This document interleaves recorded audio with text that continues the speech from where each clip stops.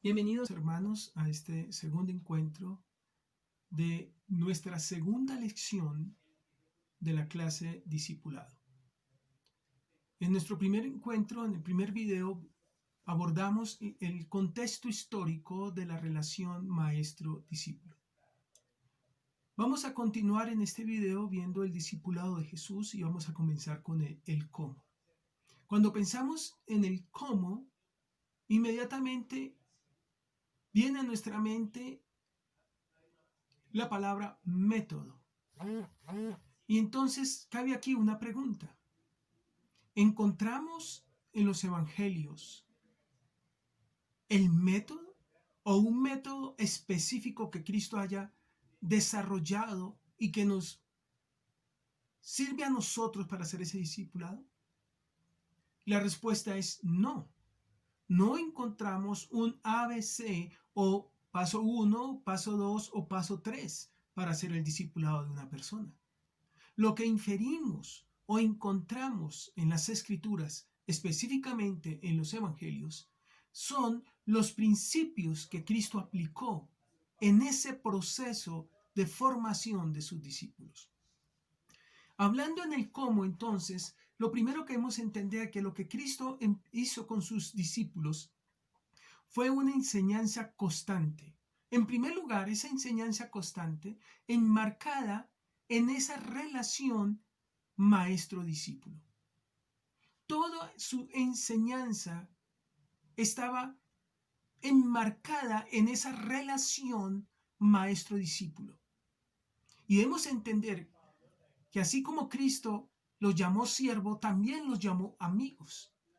Cada encuentro que Cristo tuvo o permanecieron con él, cada instante era una enseñanza constante de Cristo hacia ellos. Ahora, en segundo lugar, esa enseñanza constante estaba enmarcada no solo de palabra, sino también con hechos. Es decir, los discípulos escuchaban, recibían enseñanzas, pero veían hecha realidad esa enseñanza. Por ejemplo, Cristo les hablaba del perdón, de la necesidad de perdonar. Y ellos lo vieron hecho realidad, por ejemplo, en el caso de la mujer pecadora que le fue traída a Cristo. Todos querían apedrearla, todos querían matarla, todos lo condenaban. Y Cristo dijo, yo no te condeno, yo te perdono. Ahora, esas enseñanzas constantes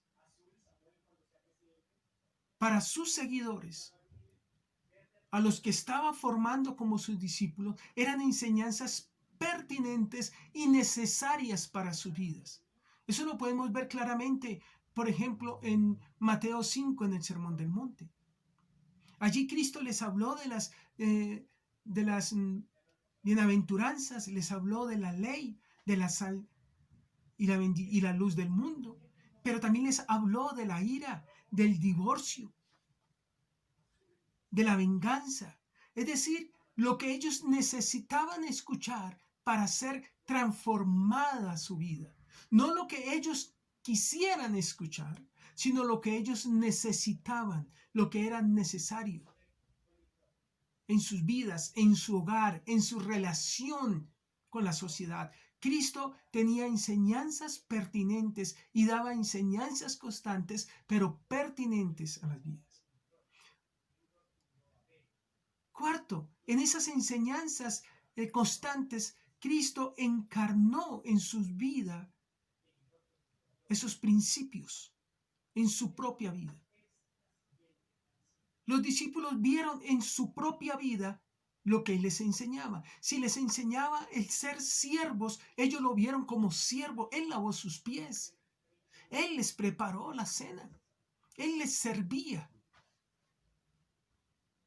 También Cristo dijo, el Hijo del Hombre no tiene dónde reposar su cabeza. Es decir, Cristo hablaba de la dependencia total del Padre, de hacer la tarea del Padre y los discípulos lo vieron haciendo exactamente y viviendo lo que él enseñaba.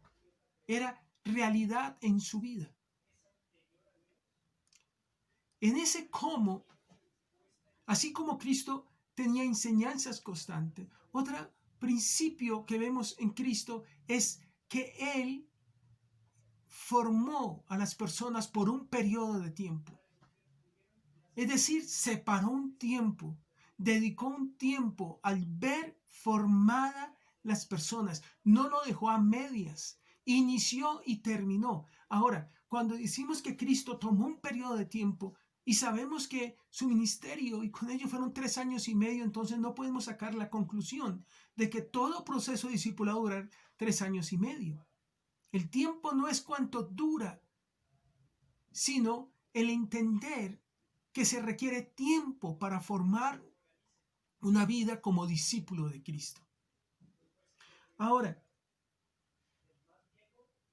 otro principio que vemos en el discipulado de Jesús son sus estrategias. Él enseñó a grupos grandes como en el Sermón del Monte, pero también hay pasajes que nos muestra que él a veces enseñaba y lo acompañaban grupos, como hablamos de los 70, pero también separó a sus discípulos y en ocasiones cuando enseñaba en las parábolas luego los tomaba aparte a esos 12 y les volvía a explicar. Pero también de esos 12 tomaba aparte 2 o 3 y los llevaba a enseñarles algo específico a ellos.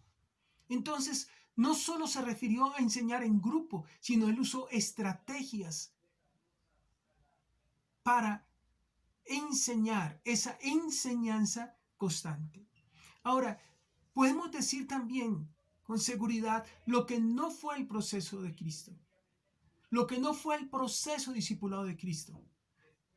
El proceso de discipulado de Cristo no fue un currículo educativo, no fue un currículo, un examen mañana de todo lo que hemos visto, sino que era algo constante. Desafortunadamente en nuestras iglesias locales, el discipulado se ha resumido a un encuentro cada 8 días, donde las personas estudian un material, buen material, sana doctrina, y esperan que por tanto tiempo estudian, luego presentan un examen y reciben un certificado. Yo puedo decirles que eso es parte del discipulado, pero no es el discipulado. Y es triste cuando uno encuentra personas que, ¿por qué no estás en un discipulado? Digo, no, es que duro toda la semana en mi clase, en el colegio o en la universidad y voy a venir el domingo a lo mismo a un salón. Yo no quiero eso. Porque hemos resumido y hemos enfocado y hemos querido dar a entender que el discipulado es ese encuentro. Eso no es. Quizás eso hace parte del discipulado. Pero lo que vemos en el principio de Cristo es que él tenía una relación constante con sus discípulos y en esa relación, enmarcado en eso, él enseñaba constantemente, les enseñaba lo que necesitaban para ser transformados. Veían y se veían con hechos lo que se les enseñaba, lo veían realidad. Los principios que él les decía eran vida en Cristo. Esos son los principios que debemos aplicar nosotros. Ahora, ese proceso de discipulado de Jesús fue un proceso progresivo. Ese proceso, en otras palabras, tiene una progresión. Vamos a mirar algunos pasajes para que podamos entender mejor esta parte. Vamos a mirar primero en Juan capítulo 2. Vamos a mirar el verso 1 y 2 y luego vamos al verso 11. Al tercer día se hicieron unas bodas en Canaán de Galilea. Y estaba allí la madre de Jesús, y fue también llamado Jesús y sus discípulos. Todos sabemos esta parte que Cristo convierte el agua en vino. Luego el verso 11. Este principio de señales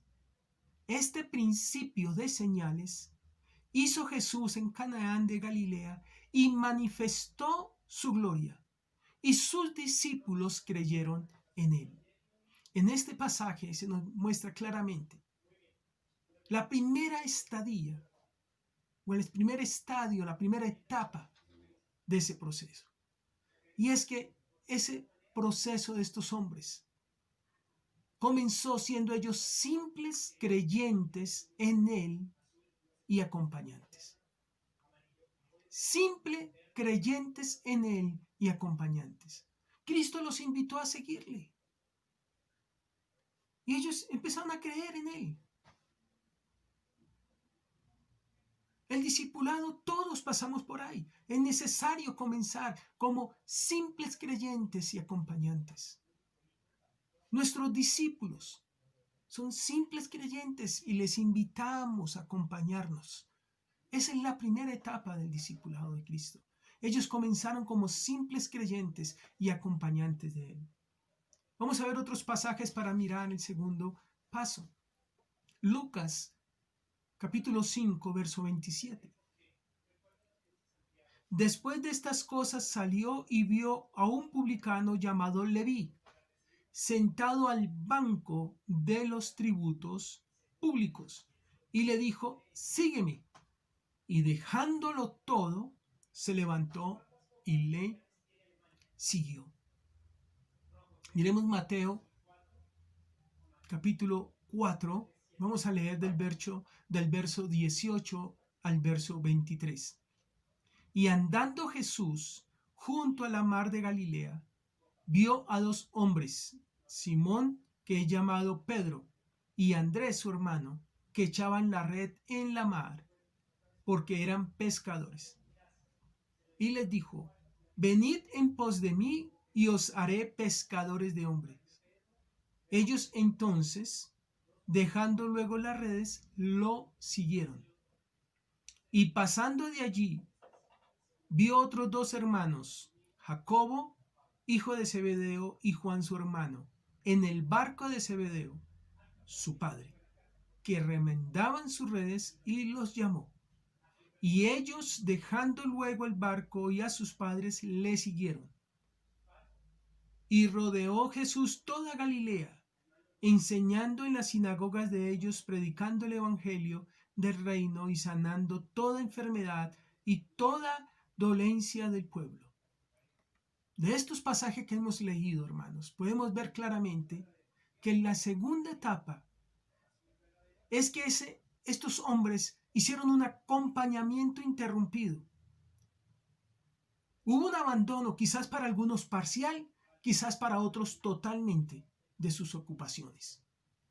Entonces, la primera etapa fue como simples creyentes y acompañantes. Luego pasaron a ser acompañantes interrumpidos, permanentes. Quizás algunos abandonando parcial o totalmente sus tareas, sus ocupaciones. Vamos a mirar la tercera etapa. Vamos a leer en Lucas, capítulo 6, y vamos a leer del verso 12 al verso 16. En esos días Jesús se fue al monte a orar y pasó toda la noche en oración a Dios.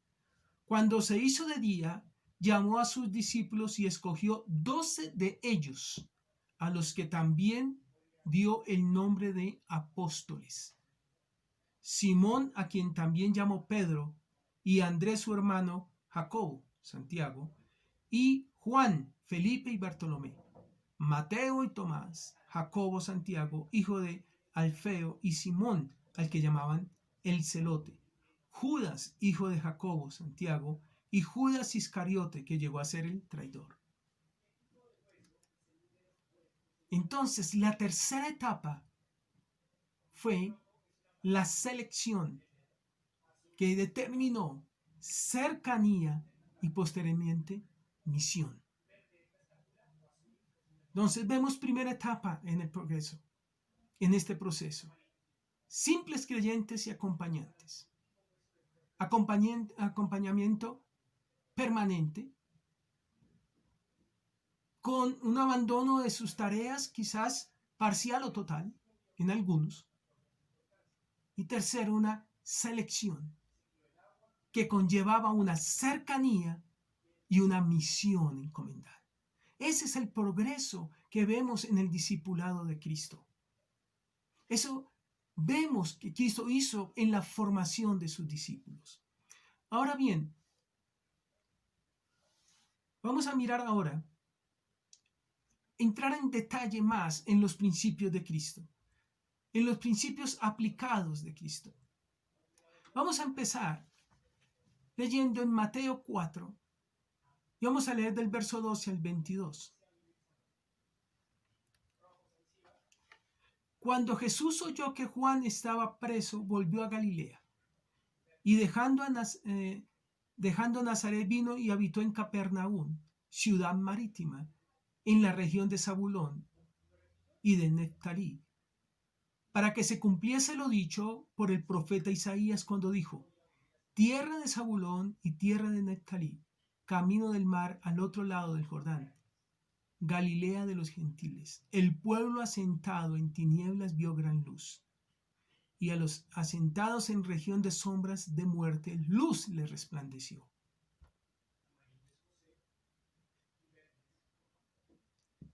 Desde entonces comenzó Jesús a predicar y a decir: arrepentidos, porque el reino de los cielos se ha acercado. Andando Jesús junto al mar de Galilea, vio a dos hermanos, Simón Pedro y Andrés su hermano, que echaban la red en el mar porque eran pescadores. Y les dijo: venid en pos de mí, y os haré pescadores de hombres. Ellos entonces, dejando al instante la red, le siguieron. Pasando de allí, vio a otros dos hermanos, Jacobo hijo de Zebedeo y Juan su hermano, en la barca con Zebedeo su padre, que remendaba sus redes, y los llamó. Y ellos, dejando al instante la barca y a su padre, le siguieron. Ahora miremos Lucas 5:27. Después de estas cosas salió y vio a un publicano llamado Leví, sentado al banco de los tributos públicos, y le dijo: sígueme. Entonces, ¿cuál es el primer principio que vamos a andar? Lo que vemos en estos pasajes es que Jesús salió a buscar a sus discípulos. Jesús salió a buscar a sus discípulos. Hermanos, es una tarea, el discipulado es una tarea extramuros. Desafortunadamente, la gran mayoría de iglesias pensamos que el discipulado es solo interno. Y muchas veces le pregunta a personas uno: ¿por qué no está discipulando? Es que no hay a quien discipular. Cristo fue a buscar a sus discípulos. Ahora vemos algo aquí también en este principio. Discipular a alguien es una decisión personal y no institucional. Discipular a alguien es una decisión personal. Cristo buscó a sus discípulos, le llamó con nombre propio. No esperó que le dieran una orden para discipular. Y muchas veces vemos hermanos que estamos en la iglesia y es que hasta que no me den la orden yo no puedo discipular a alguien. No, es que no llega nadie en la iglesia a quien discipular. Y tenemos familiares, amigos, compañeros de trabajo, a quienes podemos enseñar, hablar de Cristo y discipular, porque es una tarea extramuros, hermanos. Sigamos. Si vemos el segundo principio, entonces el primer principio, Jesús salió a buscar a sus discípulos. El segundo principio es que el discipulado, el llamado a estos hombres, fue un llamado personal y no grupal. Él llamó a sus discípulos con nombre propio. Lo vimos en estos pasajes. Pero ahora mira Juan capítulo 1, verso 35, 51. El siguiente día otra vez estaba Juan y dos de sus discípulos. Y mirando Jesús que andaba por allí, dijo: he aquí el Cordero de Dios.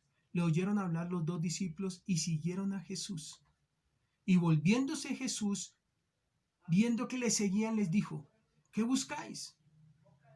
Ellos le respondieron: Rabí, que traducido es maestro, ¿dónde moras?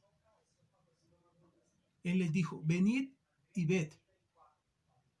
Fueron y vinieron donde moraban, y se quedaron con él aquel día, porque era como la hora 10. Andrés, hermano de Simón Pedro, era uno de los dos que había oído a Juan y habían seguido a Jesús. Este halló primero a su hermano Simón y le dijo: hemos hallado al Mesías, que traducido es el Cristo. Y le trajo a Jesús.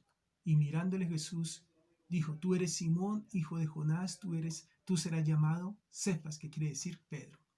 Ahora, hermanos, vimos en los pasajes anteriores que Cristo llamó con nombre propio a cada uno de sus discípulos. Aquí vemos dos que eran discípulos de Juan y decidieron seguir a Cristo. Pero cuando lo estaban siguiendo, Cristo hizo: un momento, ¿qué quieren? Es decir, no fue el seguimiento de ellos por iniciativa de ellos. Fueron con su iniciativa y Cristo dijo: no, ustedes no son los que deciden seguirme. Yo soy el que determina si me siguen y son mis discípulos.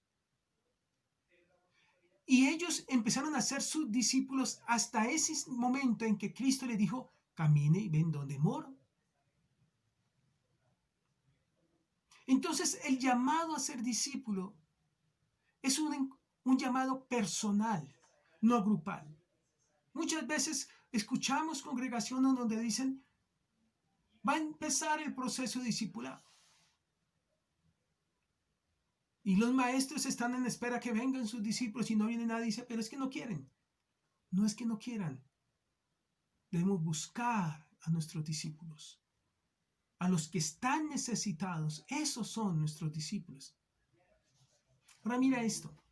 Juan capítulo 1. Verso 35 y 51. Este ya lo leímos.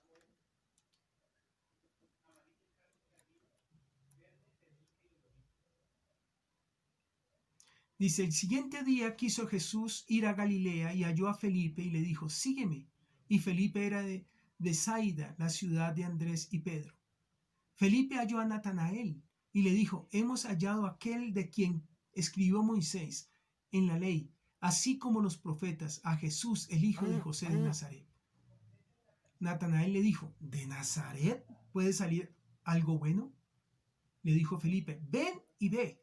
Cuando Jesús vio a Natanael que se le acercaba, dijo de él: he aquí un verdadero israelita, en quien no hay engaño. Le dijo Natanael: ¿de dónde me conoces? Respondiendo Jesús y le dijo: antes que Felipe te llamara, cuando estabas debajo de la higuera te vi. Respondió Natanael y le dijo: Rabí, tú eres el Hijo de Dios, tú eres el Rey de Israel. Respondió Jesús y le dijo: porque te dije, te vi debajo de la higuera, ¿crees? Cosas mayores que estas verás. Y él le dijo: de cierto os digo, de aquí en adelante veréis el cielo abierto y a los ángeles de Dios que suben y descienden sobre el Hijo del Hombre. Este pasaje nos habla que Cristo estableció con sus discípulos desde el inicio una relación de amistad, un compañerismo y un genuino interés en ellos. Ese llamado personal mostraba el interés de Cristo por esas almas. Ese llamado personal daba el inicio de esa relación de amistad, de compañerismo que Cristo estableció con sus discípulos para su formación. Mira lo que dice Juan capítulo 10, verso 14 al 27. Dice: yo soy el buen pastor y conozco mis ovejas, y las mías me conocen. Mis ovejas oyen mi voz, y yo las conozco y me siguen. Ese llamado personal, ese compañerismo, esa relación de amistad y ese interés se resume en conocer y el valor de una vida para Cristo. Esos hombres fueron formados en esos principios. Discipular implica establecer una relación de amistad con mi hermana o con mi hermano que estoy discipulando.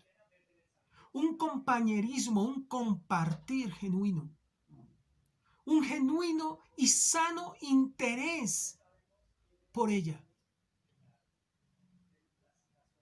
Valorar la importancia de una vida es lo que Cristo nos enseña. No son encuentros casuales cada 8 días, cada 15 días. Venga y me presenta un examen. Eso no es discipulado. Quizás es parte.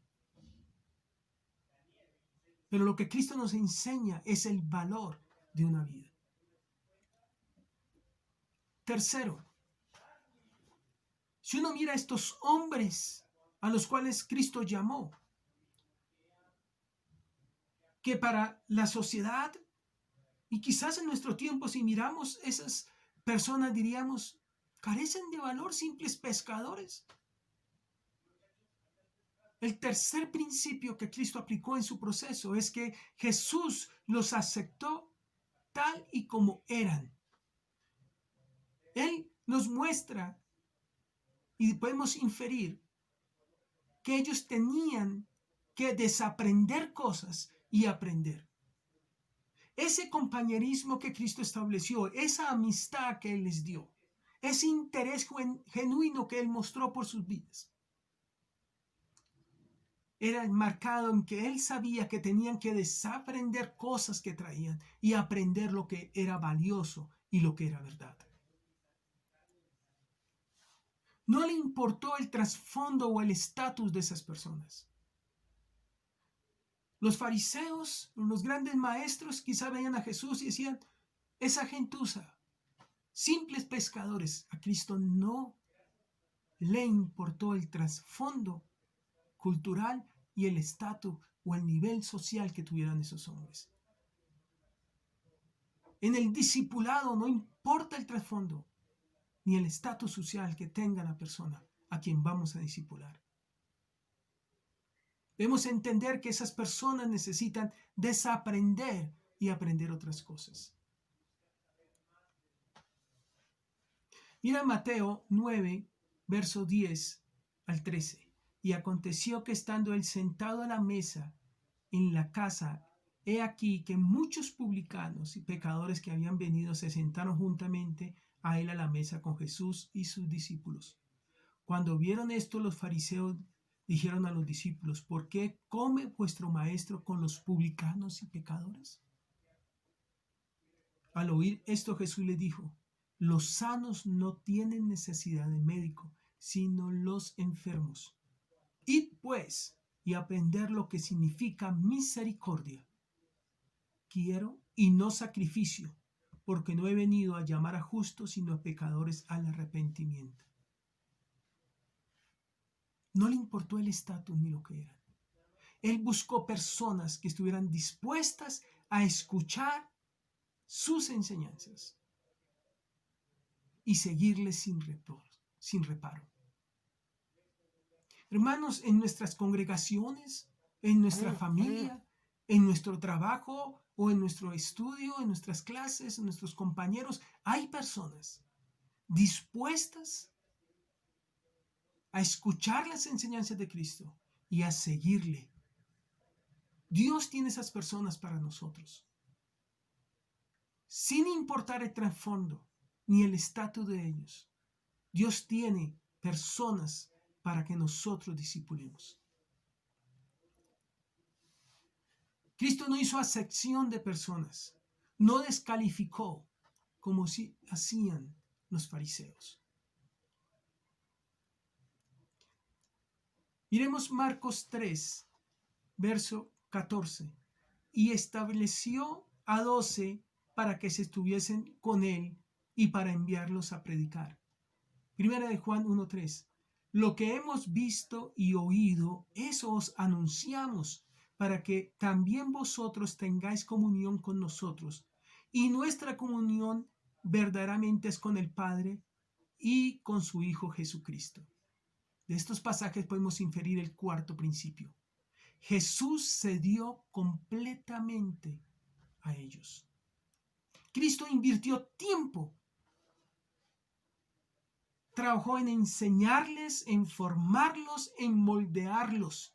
Y ellos gastaron tiempo observándolo, escuchándolo y haciendo lo que Cristo les enviaba a hacer.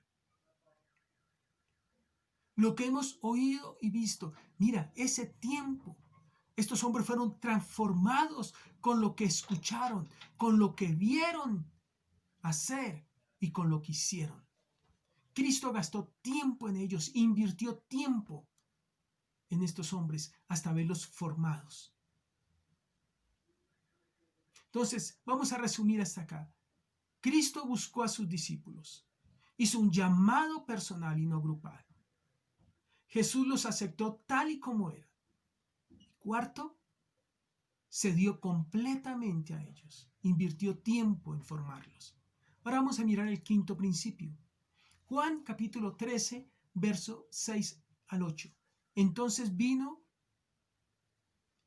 a Simón Pedro y Pedro le dijo, Señor, ¿tú me lavas los pies? Respondiendo Jesús le dijo, lo que yo hago, tú no lo comprendes ahora, mas lo entenderás después.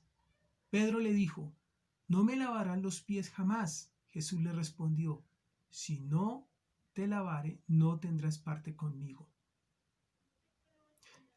¿Sabe cuál es el quinto principio, hermanos?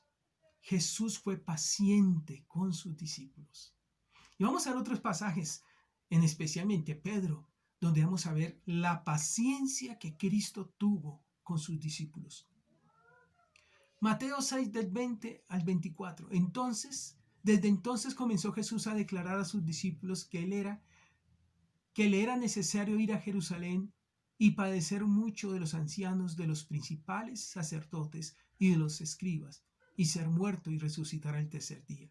Entonces Pedro, tomándole aparte, comenzó a reconvenirle diciendo, Señor, ten compasión de ti. En ninguna manera esto te acontece.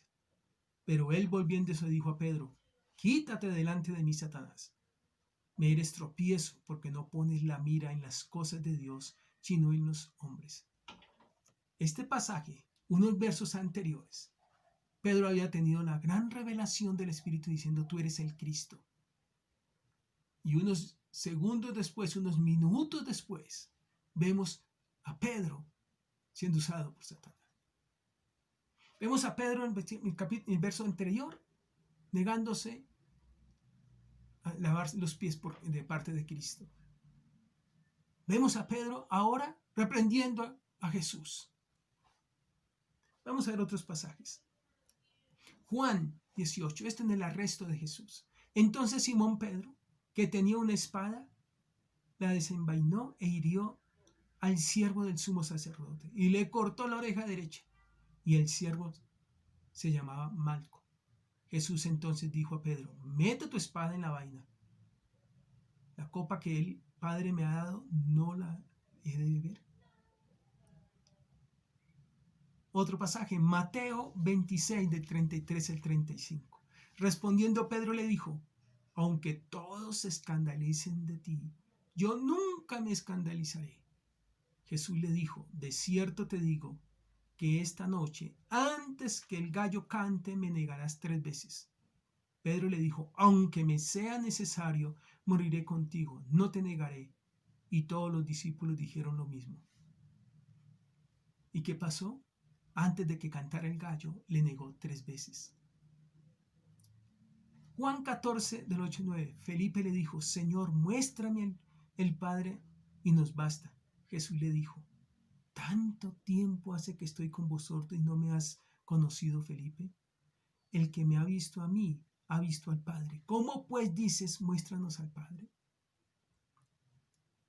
Juan 20, 25, 27. Le dijeron pues los otros discípulos, al Señor hemos visto. Y él les dijo, si no hubiere en su mano la señal de los clavos, y metiere mi dedo en el lugar de los clavos, y metiere mi mano en su costado, no creeré. 8 días después estaban otra vez sus discípulos dentro y con ellos Tomás. Llegó Jesús estando las puertas cerradas y se puso en medio de él y dijo, paz a vosotros. Luego dijo Tomás, pon aquí tu dedo y mira mis manos y acerca tu mano y métele en mi costado. No seas incrédulo, sino creyente. Todos estos pasajes nos muestran la paciencia de Cristo, no solo con Pedro, con todos sus discípulos. Nunca perdió su temperamento. Nunca podemos ver un pasaje donde Dios les hable, donde Cristo les hable con ira. A pesar de todas las flaquezas, de las desilusiones, jamás perdió su temperamento y su paciencia con ellos. Ese mismo principio debemos aplicar con nuestros discípulos. Cristo sabía que eran hombres que necesitaban desaprender y aprender, y era un proceso, que se equivocaban, le negaron, no le tenían fe, le reprimieron, mas Cristo jamás perdió su temperamento y su paciencia para con ellos. Miremos Juan capítulo 13 para entrar al último principio. Juan 13, verso 1. Y luego vamos a leer los versos 33 al 35. Antes de la fiesta de la Pascua, sabiendo Jesús que su hora había llegado, para que se pasase de este mundo al Padre, como había amado a los suyos que estaba en el mundo, los amó hasta el fin. Hijitos, aún estaré con vosotros un poco. Me buscaréis, pero como dije a los judíos, así os digo ahora a vosotros, a donde yo voy, vosotros no podéis ir. Un mandamiento nuevo os doy, que os améis unos a otros, como yo os he amado, que también os améis unos a otros. El sexto principio del proceso discipulado de Cristo es que Cristo los amó hasta el fin.